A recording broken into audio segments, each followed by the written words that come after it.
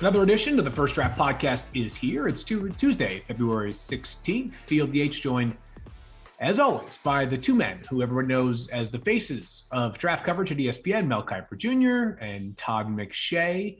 As always, our podcast will be out on this Tuesday, 4 p.m. Eastern Time. And you can also check out the YouTube page on ESPN if you're into that kind of video format. Search for the First Draft Podcast.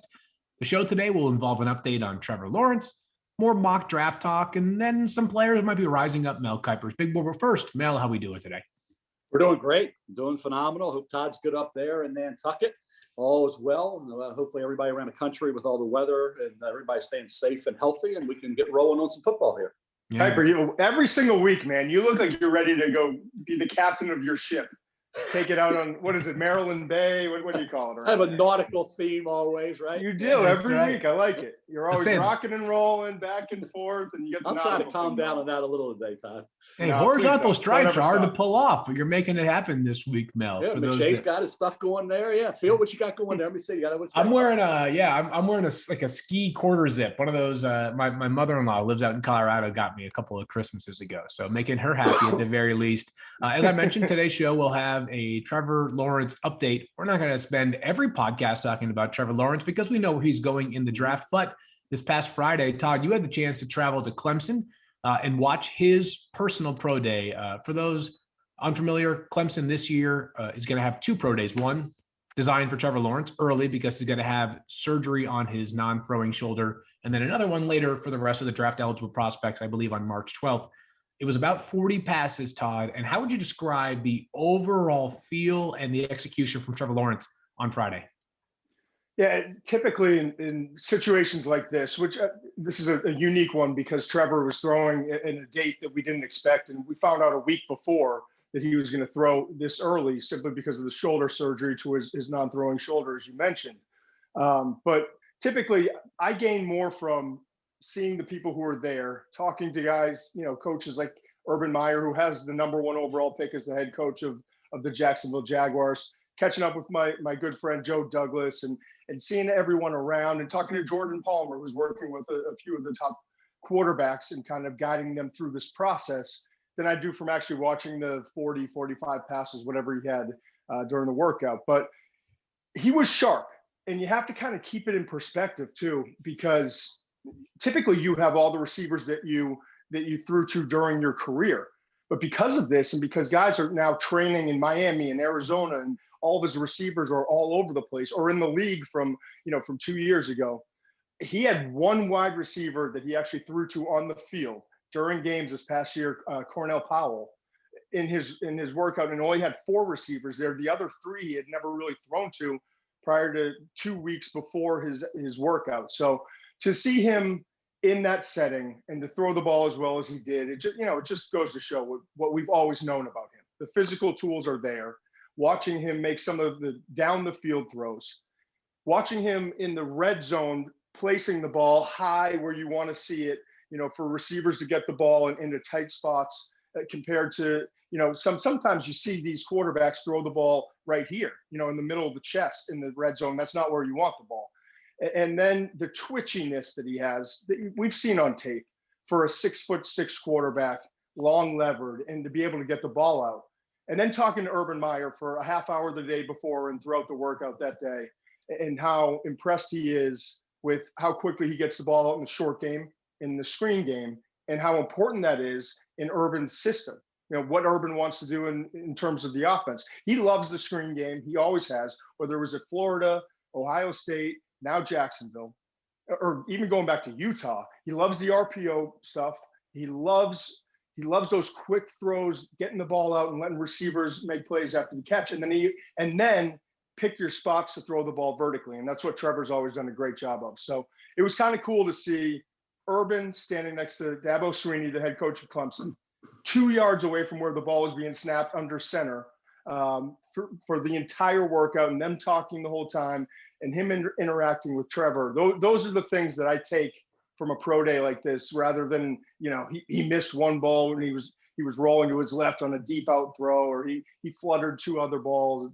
Those things don't really matter when you have all the tape that you have on Trevor Lawrence. It's seeing the decision makers interacting and talking to and with the player that's there to showcase what he has. He was 6'5" and 5'8", so nearly 6'6". He had 10-inch Rounding up. hands. Yep. We and of course checked every box in terms of the measurements again. So Mel, for those of us like yourself and I who did not watch it up close and personal, but instead watched it on TV, did anything stand out to you from Trevor Lawrence during his pro day? Well, Todd did a great job. That's what stood out for me. He was phenomenal at that workout. He was on good point. access. He was in and out of stuff very quickly. I was evaluating Todd probably as much and make sure everything was good there. But no, you call it. I always call it. Is it a waste of time? Is it a rite of passage? Why were so many teams there? Joe Douglas. Hey, you won too many games. You would have had Trevor Lawrence, and you wouldn't be picking second. But to me, it's just to basically say, okay, we did our due diligence. The Jaguars were there, fine. Why other teams were there? Maybe to watch Cornell Powell, maybe to network a little bit, whatever. But it's, I guess, what you have to do. And they did it. Now we move on. And Trevor Lawrence will be expected to be Peyton Manning and Andrew Luck, the elite of the elite. Now, I thought Ryan Leaf could be an elite of the elite. When he came out, he was right there with Peyton Manning. So he was one of the all-time busts for me in terms of a high pick, second overall. Had all those great traits, Todd, that we talked about with quarterbacks. So over the years, I went back over the last 43 years, and we've had a lot of guys that we thought were going to be really good turn out to be really good. And we had one that really didn't turn out. So hopefully Trevor Lawrence is more like the guys I mentioned, the Andrew Lucks, the John Elways, the Peyton Mannings, than say a Ryan Leaf. And we don't expect that. We didn't expect Ryan Leaf to be a disappointment either when he was right there with Peyton Manning in that draft. It was interesting too, Mel, to see, you mentioned it, 16 NFL teams were represented there, whether it was a GM, a coach, a scout. And that shocked me. When Clemson, when they told me 16 teams, I expected maybe 5, just knowing that it's a 99.99 situation that he's going to wind up being the number 1 overall pick to Jacksonville. All right, Todd, why were they there? I think 2 things, honestly, and just being real with you. One is probably some teams want to self-scout and see the ball come off his hand and see maybe if there's a weakness or something that he does that they can pick up on because they're going to have to play him, right? And the other thing, I think part of it is the pandemic. And so many scouts live near Atlanta, Chicago, Charlotte, where the major airports are. Mm-hmm. And I think there are a lot of scouts in that mid-Atlantic region that have been sitting at home watching their kids every day, trying to type up their notes and doing all this other stuff. Like, I get a chance to actually go interact with other human beings and be around football people and be around football. And I think part of the reason there were so many teams there were like, yeah, just give me a half a day away before I have to drive back home and deal with all the other stuff. I'll offer this. Is scouting is so often comparative, and we've all seen Trevor Lawrence on film. There were people that may have seen him in person for the first time. And when you're evaluating the Justin Fields and the Zach Wilson, the Zach Wilsons, Justin Fields, Mac Jones, Trey Lances of this draft class, it'll give you a bit of different perspective that you may not have had, just physically what Justin Fields looks like vis-a-vis Trevor Lawrence, et cetera.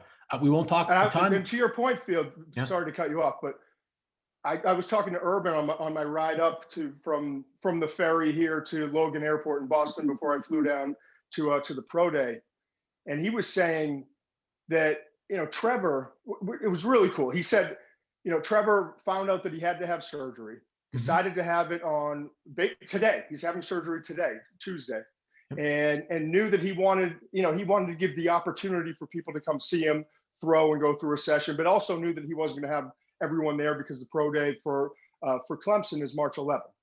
So Urban called him specifically, not his agent, but called Trevor and said, we would love to be able to come. I've got Bevel, my coordinator. I've got Schottenheimer, my quarterback coach. We want to see the ball come off your hand and see you live. Would you mind actually going through this? And he's like, yeah, I don't mind. And that kind of speaks to his competitiveness and just talking to him too. I mean, this guy is so normal and even keeled. You get a lot of different personalities, especially at that position, but he's so easy to relate to. And I think that's why everyone loves playing with him and around him. And you can tell why he's the leader that he's developed into in the last 3 years. Well, absent something completely unforeseen, we know he'll go first overall in the draft. And we're a week removed from Todd's second mock. We teased it during last week's show. The full thing was released late Tuesday night and into Wednesday.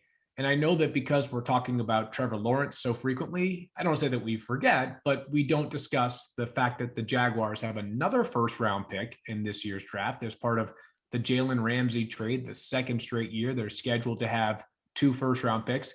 Todd, who did you have in your latest mock going to the Jaguars, and what need did that player fill?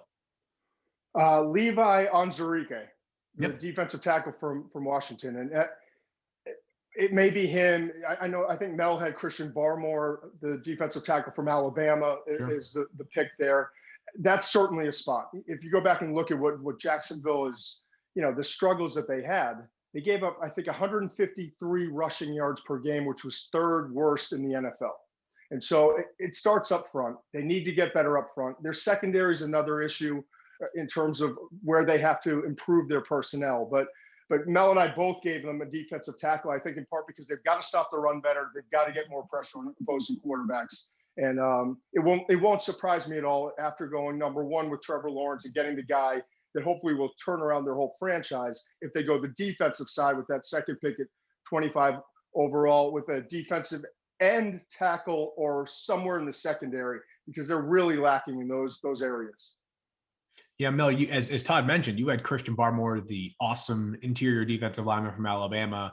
So tell us a little bit more about both Levi Onwuzurike and also Christian Barmore and what kind of players they're going to potentially be in the NFL. Yeah, Onwuzurike had, I think, a good year in 2019. Obviously, you talk about opting out, Senior Bowl. You're going to be coming in with guys that have played and you haven't. It's a little bit of an adjustment period there, so I won't hold that against them. I think being disruptive and finishing and getting sacks is a different ball game there, and I think that's what you would have wanted to see this year, and we were not able to see it with the opt-out. So he's kind of right now more of an early 2. I think Todd, when he had him in there, was probably right.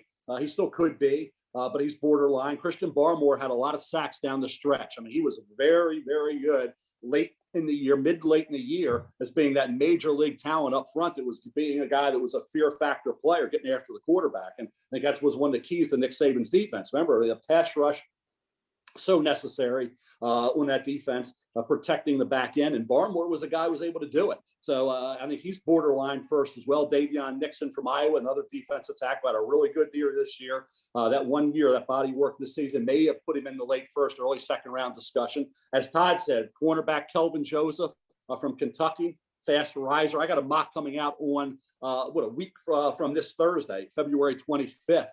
And Kelvin Joseph may be in round 1. He's my 25th highest rated player now. Like what I've seen of him, like what he showed early on at LSU. He had 4 interceptions this year, 1 a pick 6 against Tennessee, 1 interception against Mac Jones. He's got size, he's got length, he's got great recovery speed. He was recruited by everybody, Alabama, Florida, Auburn, one of them coming out of the state of Louisiana. As I say, went to LSU, 1 year at Kentucky, over 6 foot, 195 pounder with 4.35 speed, long arms. I think Kelvin Joseph could be a guy that they look at along with J.C. Horn, as cornerback from South Carolina.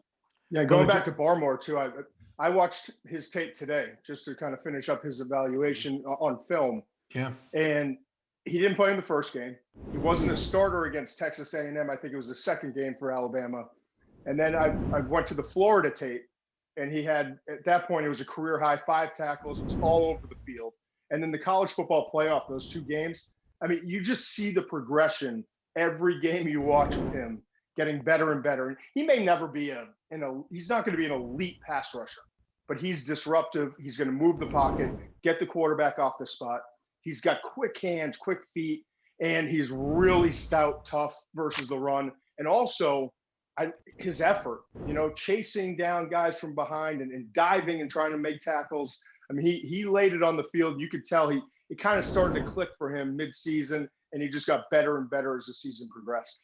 Can he be a guy, Todd, that plays on basically any situation or in basically any situation? Because if he can't, you got to be a pretty special player if you're going to be basically a run stuffing specialist. Can Barmore play? You mentioned his pass rush ability. Can he play enough that he could be on the field for 60 to 75% of the snaps? Yeah, I mean, there's only one Aaron Donald, right? Right. But he's not your typical Alabama defensive tackle that we've seen, or that 5 technique playing on the inside defensive end. over like a 15-year span. He's more than what Nick Saban was trying to get in terms of guys that are a little bit more twitchy and can get to the quarterback and bring a little bit more in terms of the concern that an offense and an offensive line has with him penetrating, getting up the field and frustrating the quarterback. So again, he's not going to be an elite pass rusher, but I think he could be a 4, 5, 6 sack guy a year, and a guy who, if he's in there on a third down, an obvious passing down, he's able to at least get your quarterback off the spot or force a double team because he's so quick and strong. He's got that combination. Mel, any closing thoughts on one of many Bama prospects that we expect to hear his name called in the 2021 draft? Yeah, I think when you look at the Alabama players field, and of course, Barmore's borderline, but I think Patrick Surtain II, to me, Todd and Field was one of the tougher it is one of the tougher evaluations. I like the experience, like his fundamentals, his technique. Beaten some, the recovery ability at times. Caleb Farley, I went back and looked at him in 2019. He was so good, Todd. I mean, Caleb Farley really had a good year. And he's got length, a former wide receiver, guy that doesn't tackle well. That's something he's got to show a little more toughness and tackle and be more consistent in that area. But in coverage, he located. He was getting those late pass breakups. I mean, he was really a lockdown cover corner in 2019. So I look at Farley, had he played this year, I think he could have been a top 5 pick. I mean, heck, Okudah went way up there. Why couldn't Caleb Farley have gone up there? The only thing prevents you from going too crazy with the rating, I have him 9 right now on the big board with Surtain at 15, is the fact he didn't play. And he's a former wide receiver. You want to see him, as I say, support the run and tackle a little better than he did in 2019. But as a cover man, as a guy who will impress in workouts, anxious to see his pro day, Caleb Farley, you can't forget about. He didn't play. He's still a great talent. And I think by the time we get to late April, he may be the first cornerback coming off the board. Yeah, they're different corners when you watch him. And because Surtain, with his background, obviously his dad, I think, was in the league for 14 years, I want to say. And playing for Nick Saban, you see the discipline, the run support, his willingness to tackle and get off of blocks and do all those things. And then when you see him press wide receivers and reroute them, that's where I think he's at his best. Sometimes, he does a really good job of studying quarterbacks' eyes and following where the quarterback's going. And then he kind of has to figure out where the receiver is at times. And that it's both a positive and a negative, because sometimes he lost the receiver, but for the most part, he was able to shut him down.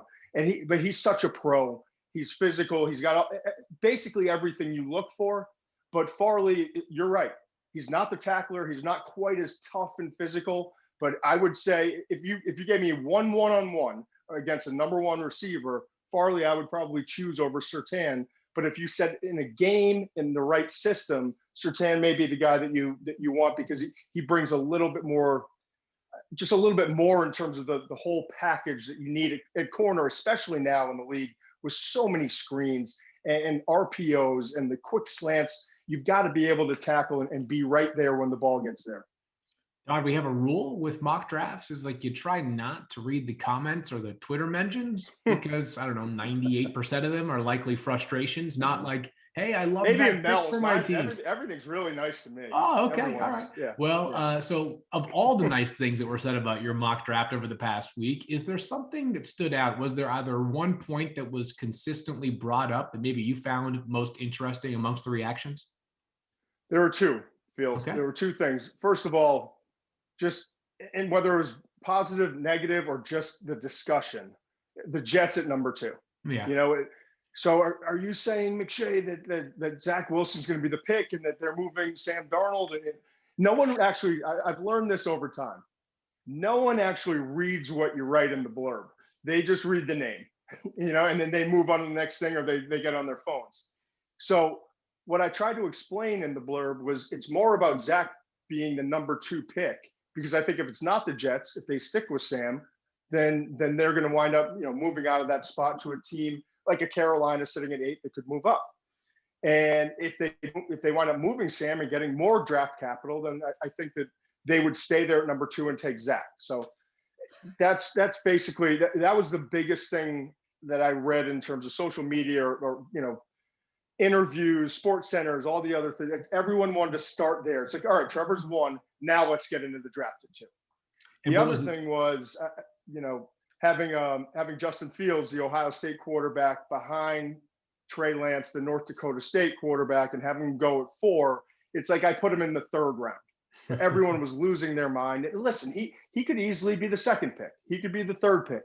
But from my vantage point and what I've seen, and then also talking to several different GMs, college coordinators, and guys in the league just to see if I was missing something, there are a lot of people that believe that Trey Lance and certainly Zach Wilson are ahead of him in terms of where he could be in the league. That doesn't mean that the team picking at 3, Atlanta sitting at 4, whoever it is, it doesn't mean they have the same opinion. I'm just saying I'm not the only one that thinks that that's a possibility. I feel like the beginning of this show, after the intro, we should roll a pre-recorded message. One, yes, Todd and Joe Douglas went to college and played football together at Richmond. No, that does not mean that Todd knows exactly what Joe's going to do. I don't right? Ask Joe a damn thing about the So draft. I would never put him in that position. So I probably know less about the Jets than I do, 15 other teams because we're good friends, I would never ask him.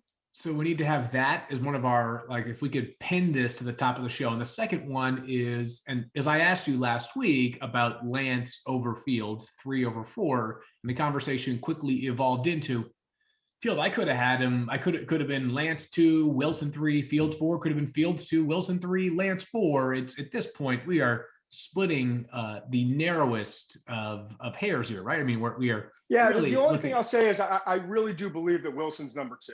Okay. And Mel and I can get into this with his big board coming out and what his thoughts are. But in my opinion, like I said last week, it's Lawrence 1, gap, Wilson 2, gap, and then the next 2 quarterbacks in Lance and Fields. Mel, do you agree with that tiering? Couple things, Phil. First, I'm 20 years older than Todd. It took him this long to figure out that they don't read the little write-up. They go I mean, Todd, you got a 5-second attention span, pal. They ain't reading all wisdom. All right. All your wisdom. All right. So the old guy figured out how the kids think these days. Not McShay. I'm amazed at that. But also, why the heck he gave the Ravens a corner? I'm still a little upset about that, Phil. We need a corner. That's a 16 lead. But that's okay. Just a needle, you bud. I knew you did that for a reason. J.C. Horn, good player, wrong area of concern there as far as positional need area. But in terms of the way the quarterbacks line up, guys, Todd's right. You could look at the Fields Wilson battle, if we want to call it that, and throw Lance in there and say, okay, how do you figure it out? And I wanted to put these quarterbacks, when I did the big board, at 7, 8, and then 12, 13 for a reason. There was kind of method to the madness because I really believe we're forcing quarterbacks up way too high every year. We do it every year. Look at from 2009 to 2016. If Carson Wentz is traded, I'll be 0 of 22 with the team that drafted them. Wow. And it's a reason why some of those guys get way pushed away because they're quarterbacks. You got to have them. It's the most important position. I get it. But I guarantee you, our ratings are always higher on these quarterbacks a lot of times than they should be. So I'm trying not to fall into that trap. And you started the fight 2 weeks ago about Stafford, right? The fight that I had with you about Stafford, and I said you were asinine with your comments on it. And it was the first time, and I think the only time an executive has called me and said, all right, let's cool it with, let's go easy on each other. But they called me. Nobody called me on that. Yeah, they called me because I said asinine. Did you? I'll never forget it. It was like the first real fight we had. I don't care what you say, Todd. I know you don't, and that's what I told the person who called. Anyway, the point is with Stafford. My point was I don't have him as high as some of the other players that went in the draft at different positions. And if we keep rising these quarterbacks up, it could be fool's gold. But now, with the salary cap being different, and after the CBA was restructured, I think Sam Bradford's year it was like 50-something million, and then Cam Newton was the number 1 overall pick, I think, the next year, and he made 25 million. And so the cap hit is different, and it doesn't set you back a decade; it sets you back maybe 2 or 3 years. Mm-hmm. So I think that's part of the reason why we're seeing quarterbacks go higher, because teams know, hey, we can get rid of this guy in 2-3 years if it doesn't work out, and we can recover. Yeah, what I did here was after Trevor and before Justin Fields and Zach Wilson, I said, okay, who's really deserving as a player at that position to be somebody I feel more safe with, I feel more confident with. And Penei Sewell The left tackle, he opted out, but boy, what a year in 2019. We know what Devontae Smith and Jamar Chase, the two receivers, did. We know what Kyle Pitts, the tight end from Florida, did. Tight end I call him a receiving entity, not a tight end. And Jalen Waddle, we know what he was doing before the ankle. I think those guys, Sewell, Smith, Chase, Pitts, and Waddle, okay, that's 5 guys that I think belong ahead of the quarterbacks, in my opinion. Okay. Just on rating and what we know about them throughout their careers at their respective positions. Then you get into the Fields-Wilson debate. Caleb Farley, Patrick Surtain, the second debate, where Micah Parsons, linebacker, will fall, where Rashawn Slater, is he a tackle guard, will he fall, then Mac Jones, Trey Lance, and all that. So I really think those 5 players, Todd, for me, deserve to be way up there. Well, really interesting. I mean, just to sort of, viewing a big board and seeing how far quarterbacks will be relative to where they'll wind up being drafted, we should chart that year over year, because I'd imagine, to your guys' point, that more often than not, the quarterbacks are much, much higher than their big board ranking would suggest. And speaking of quarterbacks, Todd, one that you had in your mock was Mac Jones going to the Bears, and that was part of a trade scenario. And I think Bears fans are going to be a little bit triggered right now with quarterbacks in the draft, especially those that, not that Mac Jones doesn't have a lot of fans, but he's not viewed as a slam dunk franchise quarterback like a Trevor Lawrence would be, or maybe even some of the other quarterbacks that we've discussed. This isn't Mitch Trubisky, though. Don't you feel like Mac is such a different prospect and player? And in terms of like floor versus ceiling, it feels like a much different conversation as well. Yes. I mean, the one similarity that you can draw between the two is really just 1 year as a full-time starter. Sure. Because I think Mitch was 13 starts. That's right. And with Mac, it's 17 because he started 4 games a year ago and then 13 this past year. Mac didn't lose. Yeah. Mac had a lot more talent around him too. I mean, 3 guys in the offensive line that are going to get drafted. Waddle was there for the first, 5 games as a first-round pick at wide receiver. Devontae Smith had one of the best years, if not the best year, at wide receiver in the history of college football. And then Najee Harris is going to be should be a first-round draft pick at the running back position. So that's what makes it difficult. The progression that he made from when he first started in 2019 and where he was early in the season to where he was in the middle of the season and at the end, it was fun to watch. I mean, the confidence grew. He's highly intelligent. I think he had a 3.99 GPA, picked up things so quickly, processes things quickly on the field, which is, you can be really smart and pick things up in the quarterback room, but not be able to translate it to the practice field and then to the game. And he did all of those things. So listen, I get the Trubisky part, but I agree. I think it's different. I think with Mac Jones, he's going to come into the league hungry. He's a competitor. He's not as mobile as Trubisky, but his football intelligence level is higher. And even though it's only 3 more games that he started, he feels like a seasoned veteran compared to what Trubisky was after that just 1 season starting at North Carolina. Mel, is it fair to say that the 3 years, well, nearly 3 years that Mac spent on the bench at Alabama carried more value than the 2 years that Mitch spent not starting for North Carolina, between the players he was learning behind, the system he was in, and the pieces around him that Todd referenced? Yeah, I think it probably did help him. Even last year in those 4 games, you saw the progression there. You didn't think back in August, though, that it was going to be enough to move him into the first round discussion. And to his credit, he was spectacular. And we can talk about all the talent around him all we want. Burrow had a lot of talent around him, a phenomenal amount, probably more talent than any quarterback in the history of college football has ever had. I mean, he had the best offensive line in college football. He had a first-round running back. He had 2 elite receivers, Justin Jefferson and Jamar Chase. So to me, that didn't hurt Joe Burrow. He's going to be great. And hopefully he's coming back now. Looks like he's coming back very well from the injury. But I think when you look at Mac, he didn't have Waddle after the 24th of October. He still was doing well.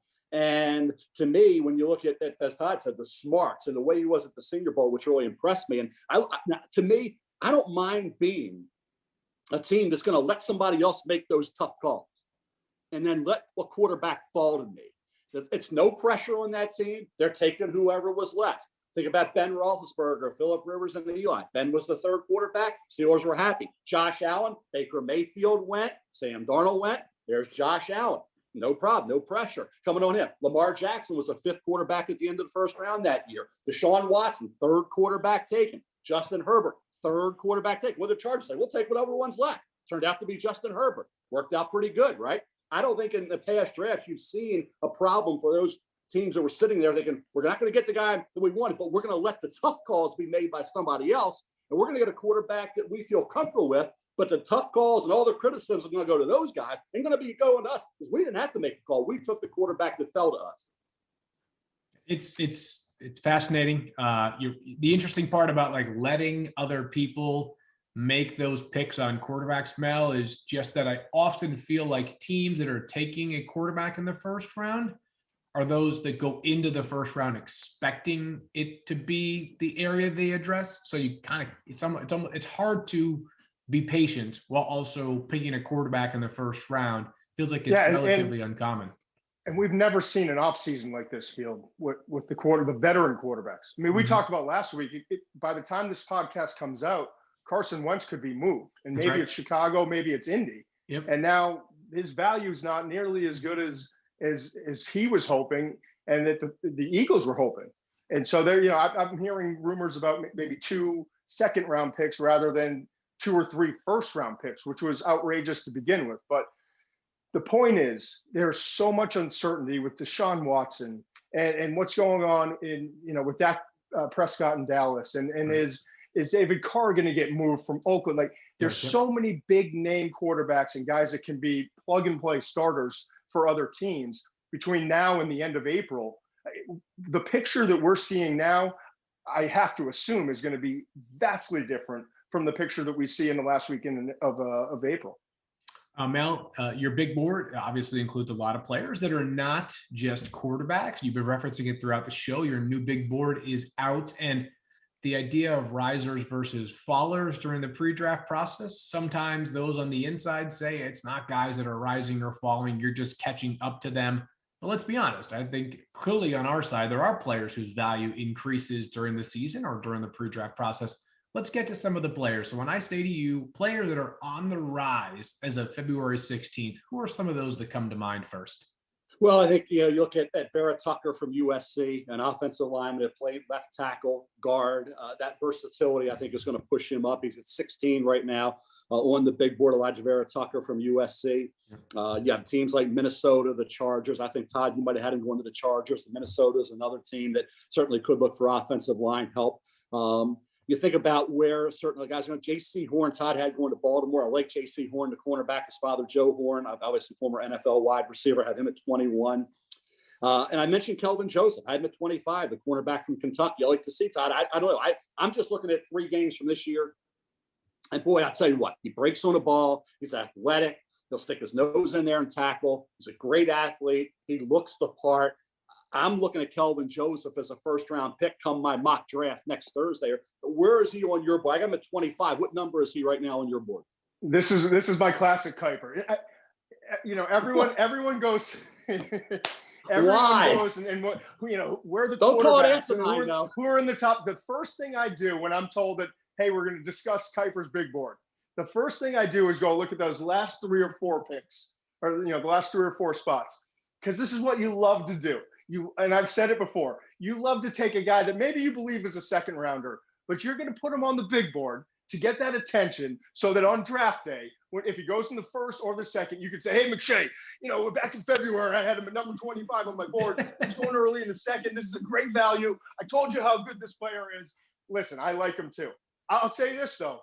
The player I liked on that defense even more than Joseph at corner was Jamin Davis, the linebacker. I mean, both of them to me are second round prospects. They both played lights out, and I love the way he breaks on the ball. He has really good. Joseph has really good body control, and that's so important as a corner. You've got to be able to be in a full shuffle, full pedal, and then be able to stop on a dime and stick with that receiver as he makes a sharp cut. And he's able to do that. So listen, if it's late first, early second, you'll be talking about him at the draft because you put him at number 25 in February. But Davis really stood out as well. I think he brings a lot to the table in terms of being all over the field, being able to cover, and being an every down linebacker. By the way, before we get something, I was just thinking about while Todd was talking about the person, the higher up that called you about asinine. Yep. I think I know who it is. All right. You gonna guess that? This person still works with us. It's still our boss. I won't mention his name on the podcast, but I think I know who called you, Todd. Okay, we got an offline conversation forthcoming. Mel, just you have my cell number, Mel. Close the circle on Elijah Vera Tucker from USC. Is he your third-rated offensive lineman right now? And if so, how narrow is the gap between he and Rashawn Slater from Northwestern?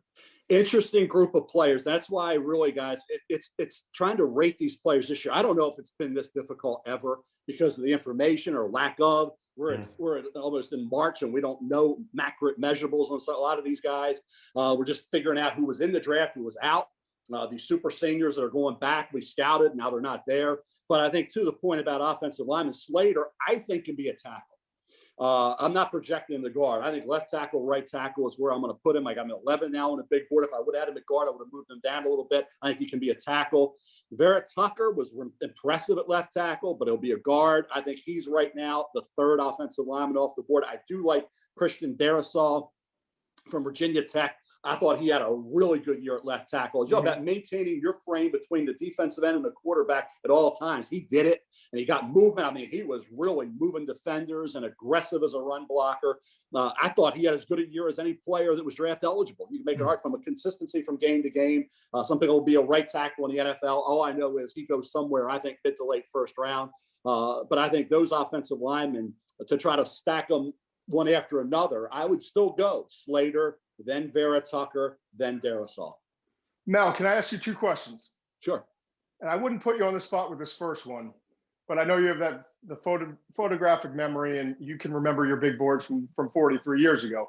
You have Kyle Pitts, the Florida tight end, as you call him, a pass catcher, but the Florida tight end at number 5 in your big board, right? Yes. Have you ever had a tight end that high? No, I don't think so. I mean, I go back to Kellen Winslow Sr. Yep. Kellen Winslow Sr. Senior. I scouted Kellen Winslow Sr. when he was at Missouri and was a great player for the Chargers, and he had a very high grade when he came out.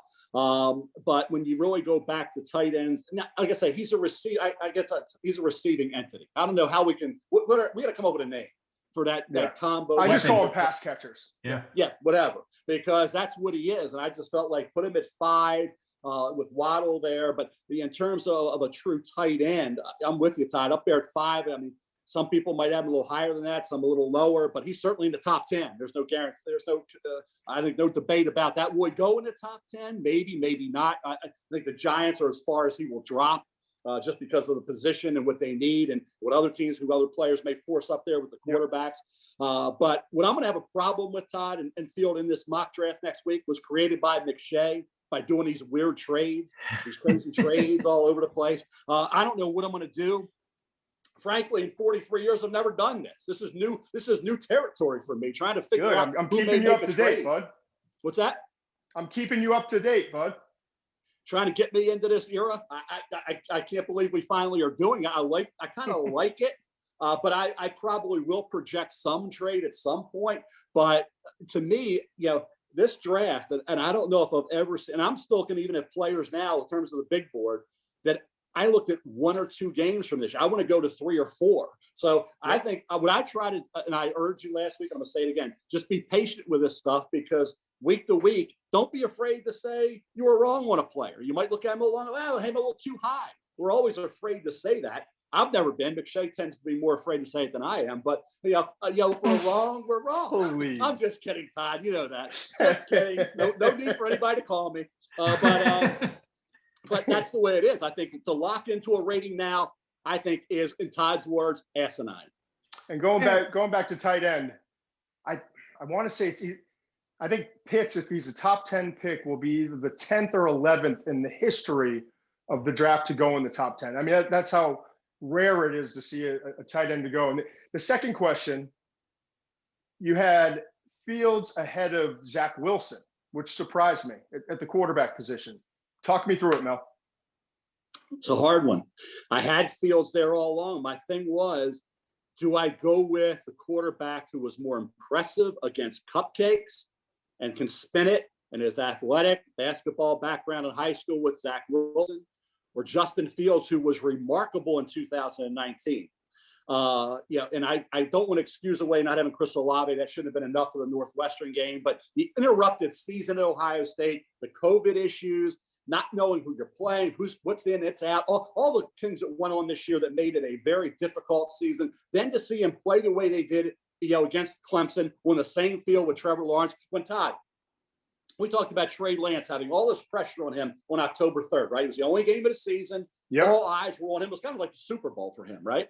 Yeah. And he struggled. He struggled. Now, was it pressure? Was it pressing? Was it rust? I don't know. But you flip it to Justin Fields. He had the same amount of pressure because of the struggles. I called them hiccups against Indiana and Northwestern. He had that same amount of pressure on him on that field against Trevor Lawrence. They both came out of high school with similar grades. Here they are, semifinal game. He's not expected to be able to do it, and he did it.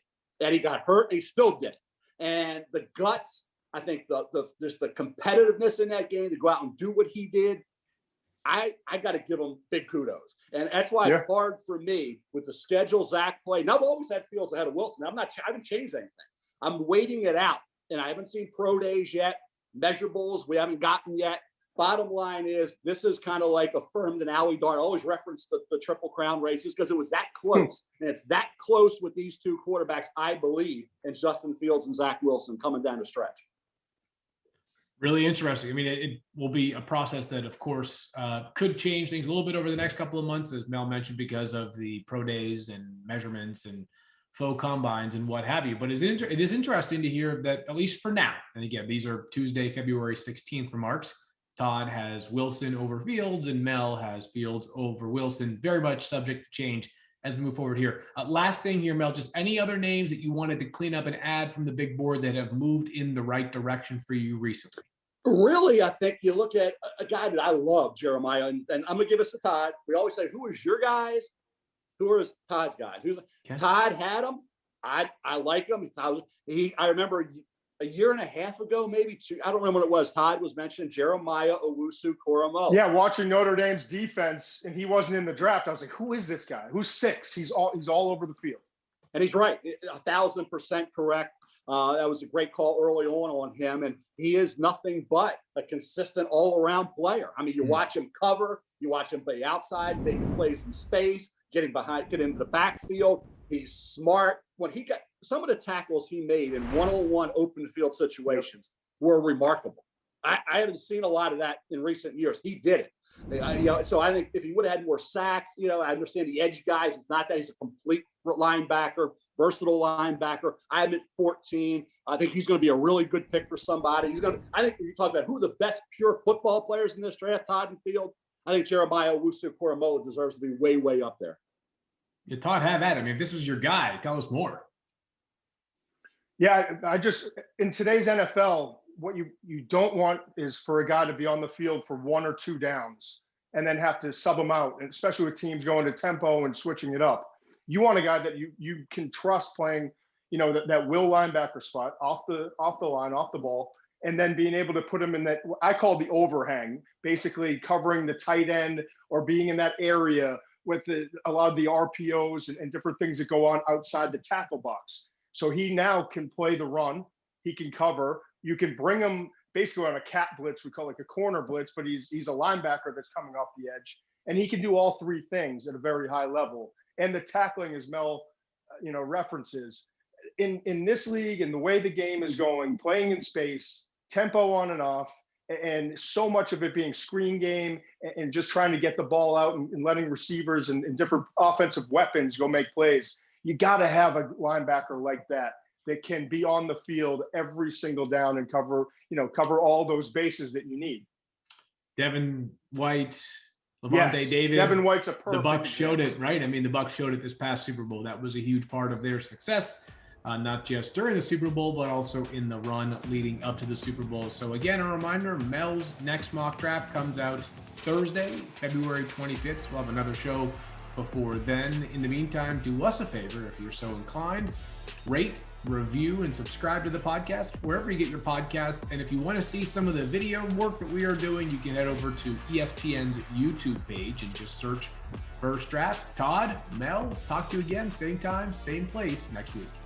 Great job, guys. Appreciate it.